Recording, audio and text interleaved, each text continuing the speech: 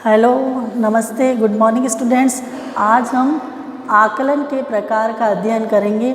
आकलन किसे कहते हैं और जो आकलन के 3 प्रकार थे उनका हम पिछली वीडियो में अध्ययन कर चुके हैं।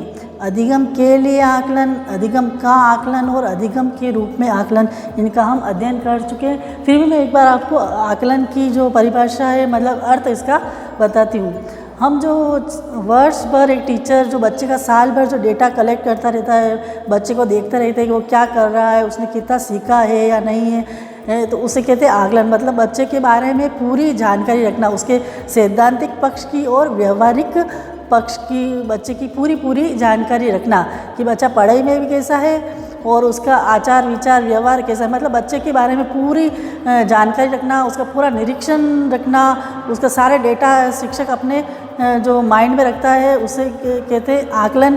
और आकलन सभी व्यक्ति कर सकते हैं। एक शिक्षक अपने खुद के आकलन कर सकता है कि जो मैं पढ़ा रहा हूँ मेरा पढ़ाना सही है या नहीं है, मेरी मेथड या टेक्निक सही है या नहीं है। तो टीचर भी अपना आकलन करता है और एक स्टूडेंट्स भी अपना आकलन करता रहता है कि मेरे में क्या कमी है और मुझे कहाँ सुधार की आवश्यकता है।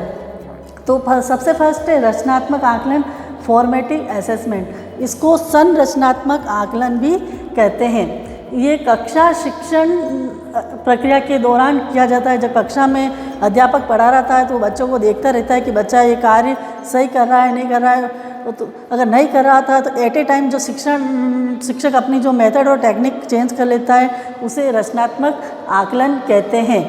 कि इसमें अध्यापक जांच करता रहता है कि विद्यार्थियों ने कितना सीखा है। अगर नहीं सीखा है तो वो अपनी मेथड और टेक्निक चेंज कर लेता है। इसमें छात्र और शिक्षक दोनों के लिए गुणात्मक प्रक्रिया होती है। इसमें छात्र और शिक्षक दोनों के लिए गुणात्मक प्रक्रिया होती है। मतलब इसमें अध्यापक भी अपने स्वयं का आकलन करता है, तो कहाँ क्या कमी है तो खुद अपने को सुधार लेता है। और एक स्टूडेंट्स भी अपना आकलन करता रहता है कि मेरे में क्या कमी है या मुझे कैसे सीखना है। तो दोनों ही अपने को देखते रहते हैं और अपने जो कार्य में सुधार करते रहते हैं। थर्ड है, इसमें विद्यार्थी ये जानता है कि उसे कहाँ सुधार की आवश्यकता है। मतलब एक विद्यार्थी भी देखता रहता है और उसे पता चलता है कि मुझे कहाँ सुधार करना है। मतलब एट ए टाइम जो करेक्शन किया जाता है उसे क्या कहते हैं, रचनात्मक आकलन। एक टीचिंग प्रोसेस के दौरान शिक्षक भी अपना आकलन करता है और स्टूडेंट्स भी अपना आकलन करता है। ये कक्षा शिक्षण प्रक्रिया का हिस्सा है। मतलब जो कक्षा शिक्षण प्रक्रिया का हिस्सा, मतलब जो कक्षा में जब पढ़ाई चल रही होती है तो पढ़ाई के साथ साथ ही उसमें सुधार करना रचनात्मक आकलन कहलाता है। इसमें विद्यार्थी अपने अनुभव द्वारा गलतियों को सुधारते हैं। मतलब इसमें शिक्षक छात्रों को कहता है कार्य करने के लिए। अब टीचर स्टूडेंट्स को अपनी गलती का एहसास हो जाता है और वो उसमें सुधार कर लेते हैं। फिर है कि शिक्षक कक्षा शिक्षण प्रक्रिया में विभिन्न गतिविधियों द्वारा छात्रों का आकलन करता है। एक शिक्षक जो होता है बच्चों को विभिन्न कई तरह की एक्टिविटी देता है। जैसे उसे वर्कशीट बनाने को दे दिए, प्रोजेक्ट बनाने को दे दिए, कुछ याद करने को दे दिए और उस कार्य से उसका आकलन करता है कि बच्चे इसे कैसे सीख पा रहे हैं या नहीं पा रहे हैं। और अगर सीख नहीं पा रहे हैं तो उसमें अपने टीचिंग प्रोसेस में सुधार कर देता है। और ये पाठ के बीच में किया जाता है। मतलब कि जो एक टीचर बच्चे को पढ़ा रहता है तो उसी समय वो करता रहता है, ये बाद में नहीं किया जाता, एट ए टाइम किया जाता है। वो कहलाता है रचनात्मक आकलन कहलाता है। और रचनात्मक आकलन एक प्रकार से होता है अधिगम के लिए आकलन, असेसमेंट फॉर लर्निंग, जो हम पहले अध्ययन कर चुके हैं। असेसमेंट फॉर लर्निंग का एक भाग होता है ये रचनात्मक आकलन। तो रचनात्मक आकलन से ये तात्पर्य है कि जो कक्षा शिक्षण प्रक्रिया में जो शिक्षक पढ़ाते जो देखता है गलती वगैरह तो उसे उसी वक्त सुधारना रचनात्मक आकलन कहलाता है। और इसमें शिक्षक और विद्यार्थी दोनों ही अपना आकलन करते रहते हैं और अपनी कमियों को सुधारते रहते हैं। फिर दूसरा है योगात्मक आकलन, समेटिव असेसमेंट। समेटिव असेसमेंट इसका तात्पर्य है कि जब बच्चा ने वर्ष भर जो कार्य किया है उसको मूल्य यानी कि नंबर प्रदान करना, अंक देना, नंबर देना, ग्रेड देना, ये क्या कहलाता है, योगात्मक आकलन कहलाता है। जो हम मार्कशीट तैयार करते हैं वो होती है योगात्मक आकलन। फर्स्ट इसमें निर्धारित पाठ्यक्रम के आधार पर होता है कि एक बच्चे का एक पाठ्यक्रम फिक्स होता है, फिर उसकी परीक्षाएं ली जाती है वर्ष के अंत में और फिर उससे उसका मापन किया जाता है, फिर उसका मूल्यांकन किया जाता है।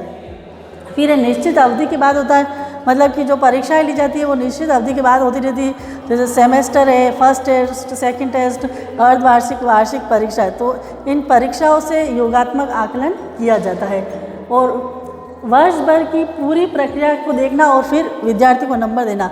एक टीचर स्टूडेंट की वर्ष भर की सभी एक्टिविटी को देखता है, उसके शैक्षिक और सशैक्षिक दोनों ही गतिविधियों को देखता है और उसे अंक प्रदान करता है।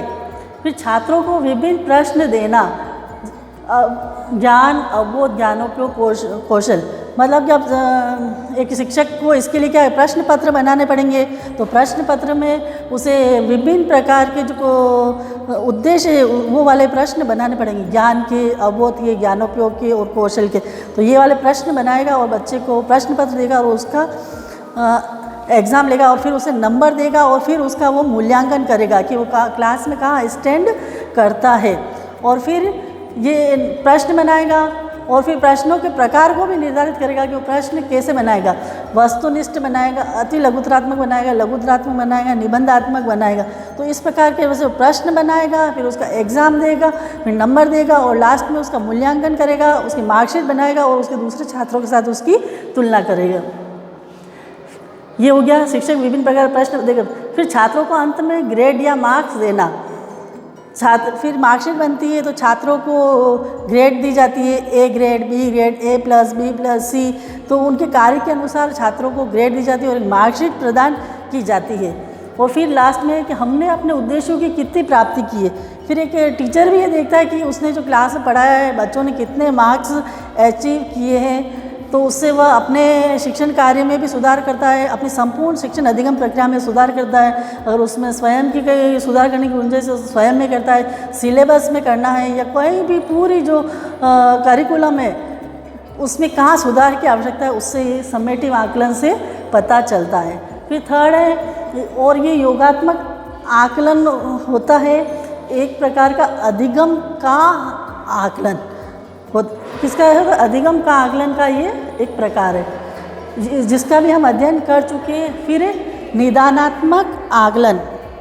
निदानात्मक आकलन से आप समझते हैं, निदान मतलब डायग्नोस्टिक असेसमेंट। डायग्नोस्टिक शब्द से हम समझ रहे हैं कि निदान करना मतलब समस्याओं का पता लगाना, विद्यार्थियों को कहाँ समस्याएं हो रही है उसका पता लगाना, वो निदानात्मक आकलन कहलाता है। जैसे फर्स्ट है छात्रों की कठिनाई स्तर का पता लगाना कि छात्रों को कहाँ कठिनाई हो रही है, उसके जो मतलब सिलेबस ज़्यादा बड़ा तो नहीं है, या टीचर जो मेथड टेक्निक अपना रहा है वो अच्छा है या नहीं है, या बच्चों की कोई पर्सनल प्रॉब्लम है, उनके घर परिवार उनकी कोई सी भी पर्सनल प्रॉब्लम हो सकती है। तो बच्चों का पूरा ध्यान रखना, उनकी हर प्रकार की समस्याओं का पता लगाना वो कहलाता है निदानात्मक आकलन। चाहे जो विद्यालय में समस्याएं हो रही हो, चाहे उसको घर पर कोई समस्याएं हो रही, तो उन दोनों ही प्रकार सभी समस्याओं को पता लगाकर उसका निदान करना, उस समस्या का पता लगाना और फिर उसका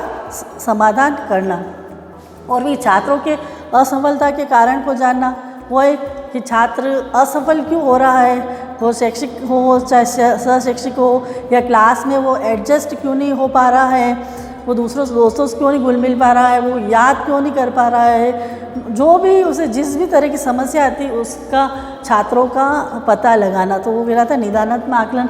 फिर समस्याओं का निदान करना, फिर टीचर इतना उसको पूरा उसका बच्चे का निरीक्षण करता है तो उस स्टूडेंट की समस्याओं का भी पता चल जाता है टीचर को, और वो उन समस्याओं का निदान करके फिर उसका वह उपचार करता है। तो ये तीनों प्रकार के हमने आज आकलन के प्रकार पढ़े हैं। धन्यवाद।